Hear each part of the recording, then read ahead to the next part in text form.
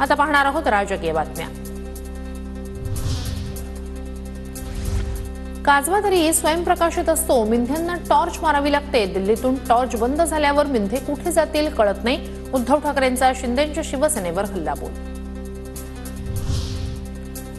तुम्हाला तुमचं मुलगा निवडून आणता आला नाही आणि तुम्ही काय आम्हाला बोलता, उपमुख्यमंत्री अजित पवार यांची राज ठाकरेंवर टीका। लाडकी बहीण योजना लाभार्थ्यांमध्ये एका महिन्यात 5 लाखांनी घट। लाभार्थ्यांची संख्या 2.46 कोटींवरून 2.41 कोटींवर। छाननी प्रक्रिया सुरू असताना नवी माहिती समोर। लाडकी बहीण योजना सुरू राहिली पाहिजे, निवडणुकीच्या अगोदर नियम का लागू केले नाही?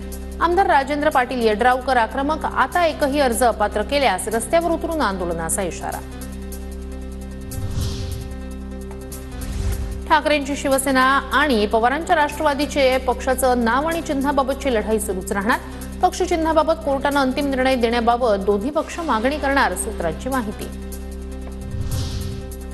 पुण्यात अजित पवारांच्या उपस्थितीत 5 जिल्ह्यांच्या जिल्हा नियोजन समितीची बैठक। रोहित पाटील, विश्वजित कदम, विशाल पाटील यांनी घेतली भेट।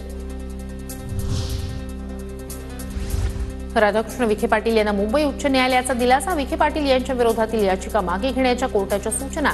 वाळू माफियांसंदर्भातील विखेंच्या वक्तव्यावर आक्षेप घेत शरद कोळ यांनी दाखल केली होती याचिका।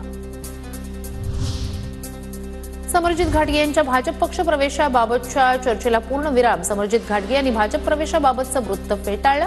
राष्ट्रवादी काँग्रेस शरदचंद्र पवार पक्ष सोडून कुठेही जाणार नाही, घाटगे यांची प्रतिक्रिया। कलेक्टर केबिनमध्ये वाल्मिक कराडनं पती आणि पोलिसांसमोर बेदम मारहाण केली होती। करुणा मुंडेंचा आरोप, धनंजय मुंडेंच्या गँगमध्ये वाल्मिक सारखे अनेक लोक। पुणे, संभाजीनगर आणि सांगलीत आका, माझ्याकडे सर्वांचे पुरावे, करुणा मुंडेंचा दावा।